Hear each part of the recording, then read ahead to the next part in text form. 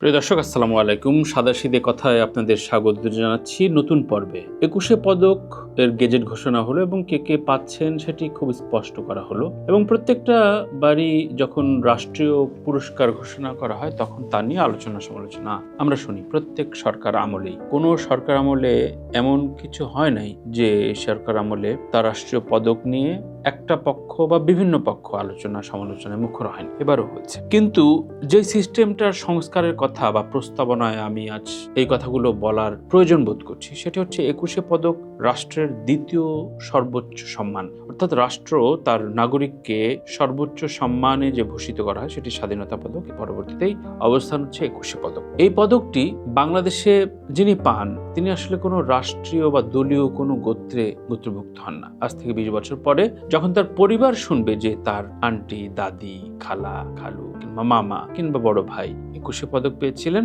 তখন তার কাজের ভিত্তিতে তিনি গানে, নৃত্যে, শিল্পে না সাহিত্যে পেলেন সেটি সবচেয়ে বেশি আলোচনা থাকে। কিন্তু যখন সবগুলো ক্যাটাগরির ভিতরে এক দুটো ক্যাটাগরি খুবই বিতর্কিত করে দেয়া হয়, প্রশ্নবিদ্ধ করা হয়, তখন বাকি পদকগুলো খানিকটা লজ্জা পায়। আমি কিছু উদাহরণ দেব। যেমন প্রথমত যে সিস্টেমটা ২১শে পদকের, তা নিয়ে বেশ কিছু ফোরামে আমাদের আলোচনা হয়েছে, আমার কয়েকটা লাইভেও আলোচনা হয়েছে। তা হচ্ছে ২১শে পদক প্রাপ্তির জন্য কারো রেফারেন্স দরকার হয়, অর্থাৎ যিনি পাবেন বলে প্রত্যাশা করেন তার মনোনয়নের জন্য তারই আবেদন করতে হয় কিংবা আবেদন করাতে হয়। এটি সবচেয়ে দুঃখজনক, সবচেয়ে লজ্জাকর এবং সবচেয়ে অস্বস্তিকর একটা টার্ম, যে রাষ্ট্রের একটা সিস্টেম বা একটা উপকমিটি থাকা প্রয়োজন যে এবছর কাদের কাদের কাজ বা যাপিত জীবনের কাজের ভিত্তিতে এবছর কাকে দেয়া উচিত বলে মনে করেন সেটিতেই মনে করি যে চূড়ান্ত থাকাটা সবচেয়ে জরুরি। কিন্তু বাংলাদেশে সেটি হয় না।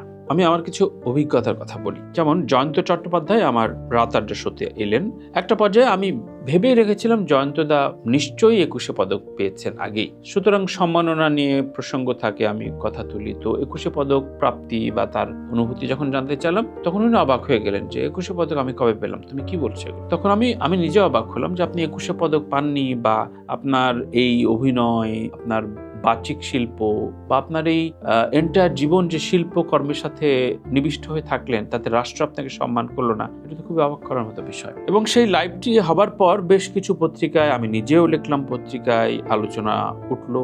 জয়ন্ত দা বেশ কিছু আক্ষেপের প্রসঙ্গ আনলেন, আমি বেশ কিছু থাম্বনেল তৈরি করলাম ২১শে পদক না পাওয়া প্রসঙ্গে। তারপরে বছর জয়ন্ত দা পেলেন, কারণ তার ভিতরে দুজন আমলা আমাকে ফোন করেছিলেন যে আমি নিজেও অবাক হয়েছি যে তিনি পাননি এখনো, এটা তো ঠিক না। আমি তাকে বললাম যে এটা ঠিক না, এটা তো সবাই আমরা জানি, কিন্তু আপনি এত অবাক হচ্ছেন কেন? এটা সিস্টেম করেন যাতে এই অবাক না হতে লাগে। ঠিক একইভাবে আফজাল হোসেন যখন আমার শোতে এলেন তখনও আমি এই প্রসঙ্গটা এনেছিলাম, তিনিও খুব অবাক হয়েছিলেন যে পদক আসলে সেভাবে দেয়া হয় না। তিনি খুব দারুণ করে কথা বলেন এবং খুব সুন্দর গুছিয়ে কথা বললেন। তার পরবর্তীতে লেখালেখি হলো। আমি বলছি না যে আমার শোর কারণেই পরবর্তীতে সেটি ভয়েস রেজ হয়েছে, কিন্তু ভয়েসটা রেজ করতে হয়েছে, এটি হচ্ছে আলোচ্য বিষয়। এই উপায় থাকা প্রয়োজন না বলে মনে করি এবং এটি খুবই অস্বস্তিকর একজন শিল্পী। আর একটা বিষয় হচ্ছে মরণোত্তর। দেখুন, আমরা এবছর রক স্টারদের পুরস্কৃত করার জন্য মনোনয়ন দেখলাম এবং চূড়ান্ত মনোনয়ন দেখলাম, সেটি খুবই আনন্দের বিষয়। Ayub Bachchu as rock legend, rock icon হিসাবে ২১শে পদক পেয়েছেন, এটা খুবই আনন্দের বিষয়। এবং ব্যান্ড হিসাবে প্রথমবারের মতো কোনো নাম, ব্যান্ড দলের নাম ২১শে পদকে অন্তর্ভুক্তি হলো, এটিও দারুণ একটা মাইল ফলক বলব। এটি পরবর্তী যে সরকার গঠন করবে, অর্থাৎ আমি যখন কথা বলছি তখন তো আর মাত্র কয়েকদিন পর নির্বাচন, সুতরাং আমরা জানি না কোন সরকার আসতে যাচ্ছে। তো সেই সরকারের অবকাঠামোতে এই বিষয়গুলো থাকবে কিনা সেটিও একটা প্রশ্নের বিষয়, কিন্তু আমরা চাই যে ব্যান্ড দল থাকুক প্রতি বছর। এবারে ব্যান্ড দল পেয়েছে ওয়ারফেজ। দেখুন, আমরা বুঝতে পারি যে রেনেসাকে রাখা হয়নি, কারণ রেনেসার নকিব খান, মুজিব শতবর্ষ সহ বেশ কিছু ইভেন্ট বিগত সরকার দলীয় ইভেন্ট করেছেন। এটি আবার কেউ মুখে আনতে চাচ্ছে না, কিন্তু আমি পরিষ্কার করে বললাম এবং সে কারণে রাখা হয়নি। কিন্তু ব্যান্ড মিউজিক যখন দেয়া হবে তখন সিনিয়র ক্যাটাগরিতে যদি রেনেসা বলি, সোলস বলি বা মাইলস বলি, বিশেষ করে হামিন আহমেদ, শাফিন আহমেদের যে কন্ট্রিবিউশন ব্যান্ড মিউজিক জগতে, রক মিউজিক জনরাতে, ইভেন আমাদের ইন্টেলেকচুয়াল কপিরাইট ইস্যু নিয়ে হামিন আহমেদ যে পরিমাণ কাজ করেছেন, সেই কাজের ভিত্তিতে যদি হামিন আহমেদের আগেই ওয়ারফেজ ব্যান্ডটা পেয়ে যায়, তাহলে হামিন আহমেদের ভেতরে যে অস্বস্তি তৈরি হবে সেটি আপনি কিভাবে প্রশমন করবেন? এই প্রশমন তো হতে পারে না, হয় না। এই বিষয়গুলো আমার মনে হয় যে জুরি, অর্থাৎ যারা চূড়ান্ত মনোনয়ন দেন, যারা বা যিনি দেন, তার অন্তত এই বোধের জায়গাটা হওয়া খুব জরুরি। খুবই ভালো লাগছে যে এই 21শে পদক সিস্টেমে ব্যান্ড দল যুক্ত হয়েছে, কিন্তু যেভাবে শুরু হলো সেই শুরুটা কেন জানি এক প্রশ্নের তৈরি করলো। এবার আসি মরণোত্তর পদক। আইয়ুব বাচ্চু দেখে যেতে পারলেন না তার পদক প্রাপ্তি নিয়ে। তার পদক প্রাপ্তি নিয়ে বেশ কিছু আক্ষেপ ছিল। ইনফ্যাক্ট তিনি যখন তুঙ্গস্পর্শী জনপ্রিয়, প্লেব্যাকে, অডিও ফরম্যাটে, স্টেজে 3টে ফরম্যাটে জনপ্রিয়, ঠিক তখনও খুব একটা পুরস্কারের ঘোষণা করা হয়। তখন মেরিল প্রথম আলো টানা পেয়ে যাচ্ছে তপন চৌধুরী, অথচ তপন চৌধুরীর একাধিক গান আইয়ুব বাচ্চু নিজের করা, কিন্তু আইয়ুব বাচ্চু পাচ্ছেন না। এই যে অস্বস্তি, এই যে আক্ষেপ, সেগুলো বিভিন্নভাবে বাচ্চু ভাই আমাদের সাথে শেয়ার করতেন। পরবর্তীতে জাতীয় চলচ্চিত্র পুরস্কার সেটিও হলো না। আকাশ ছুঁয়েছে মাটিকে, আলাউদ্দিন আলীর সুরে দারুণ একটা প্লেব্যাক গাইলেন, পরে একের পর হিট গাইলেন। আম্মাজান ম্যাসিভ হিট গান। ইনফ্যাক্ট বলা হয় যে আম্মাজান গানটির জন্য পুরো ছবিটা দাঁড়িয়ে গিয়েছে, সেই ছবিতেও দেওয়া হলো। একটা ভালো কাজে, একটা দুর্দান্ত গানে আমাদের বেশিরভাগ রাষ্ট্রীয় পুরস্কারগুলো থাকে না।